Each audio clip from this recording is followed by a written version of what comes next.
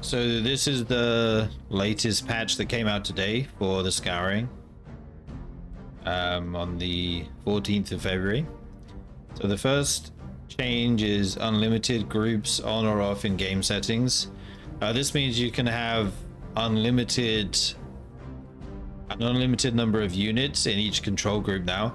Before you were limited to like 2 rows of units in each control group. But now it's going to be infinite, which is kind of nice. You do have to go into the game and actually turn that off though.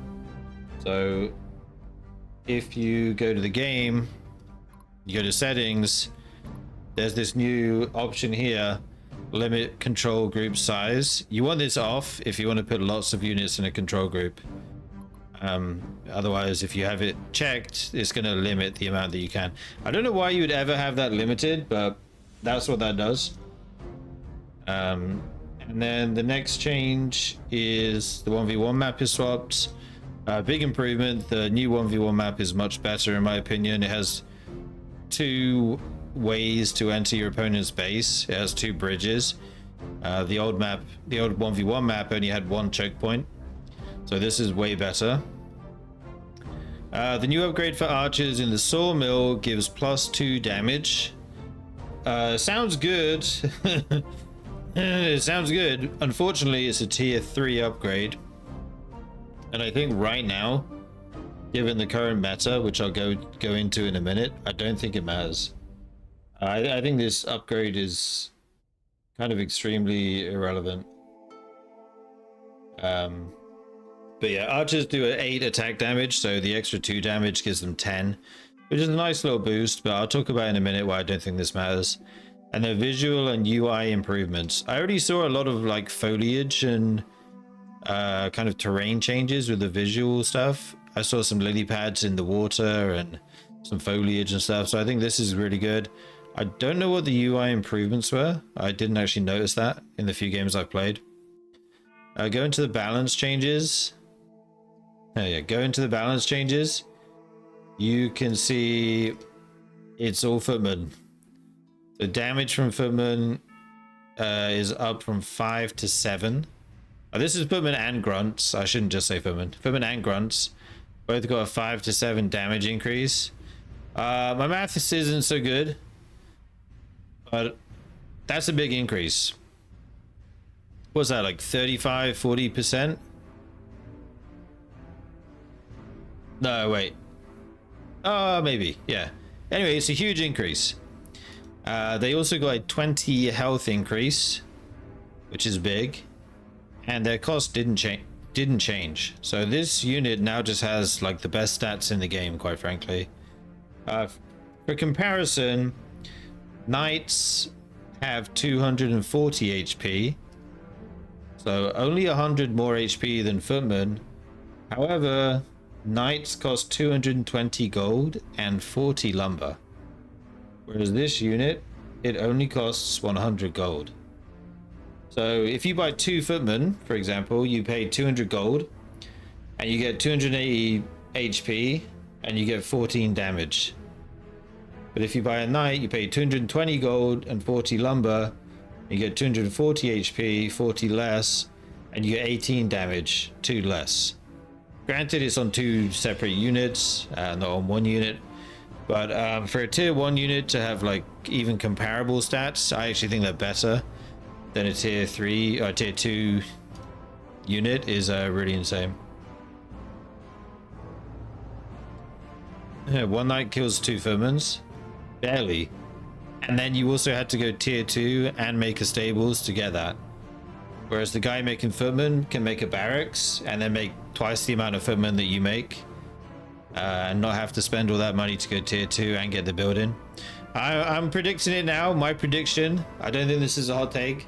My prediction now is that footmen will absolutely destroy knight and muncher builds, and it won't be close. It won't be close. Like the stats are actually comparable, very comparable. I think footman stats are better for the price, and you don't need to go tier 2 for them.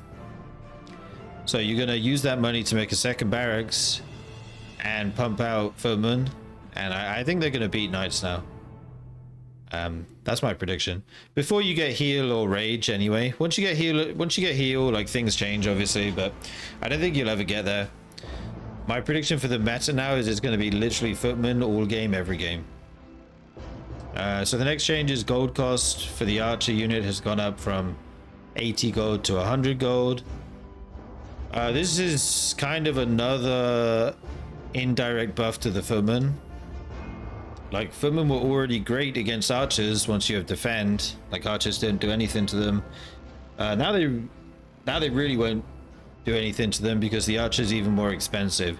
So it used to be worth it to open with like 5-6 archers and use them to creep. But with the gold increase, it's like slightly less worth it.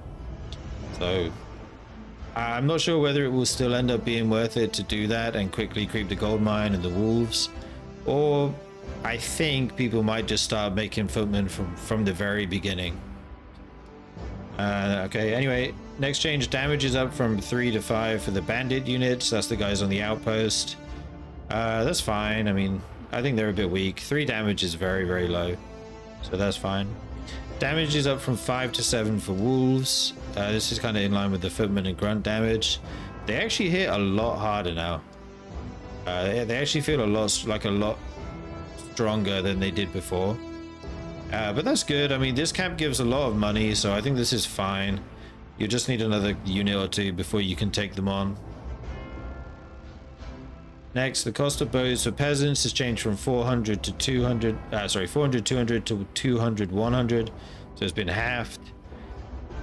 Some people are worried about tower rushes. I don't think this will be used for tower rushes. They don't really work because, I mean, they build a barracks next to your barracks and you bring all your workers and you kill their workers while they make it. It just doesn't go up. And then you make footmen as well, which are a broken unit, and then the footmen would kill anything anyway. So I don't think tower rush is going to work. I think the purpose of this change is to make expansions easier to take, but I don't think that's actually going to end up being the case. As like people were talking about, including me on the Discord, the main problem with expanding is just the cost of farms. Like, you make more villages, which is great, but you also have to make more farms for those villages, and they're really expensive. And you basically just don't get the return quick enough to justify expanding. So, I don't think you're going to be able to expand even if this was free. I'm not sure you could expand that quickly. Like, the footman defend timing is still going to hit, and if you don't have your own footman, you're just going to die. So maybe there's some situations where, like, you're going to have a bunch of units, they're going to have a bunch of units, and you guys like attack, one of you attacks the other. You can quickly upgrade this and then use it to help you defend. That's very possible, but I don't think you'll be expanding really quick or tower rushing with this. This is another buff to the bows of peasants. They reduce the time to research it by a lot, just under half, so that's good. It's good you can get this quickly. I actually don't know what these numbers mean. They're not seconds, obviously, so I don't know what these numbers mean, but yeah, it's less than half, just less than half. And then finally, the last change is time to research of charge for the melee tier 1 units changed from 1500 to 800. Again, almost cut in half. This is a pretty interesting change. And this is the one I'm kind of most unsure about how it's going to change things. My initial impression is that you're going to be able to open footmen and get this upgrade if they open archers and actually chase down archers.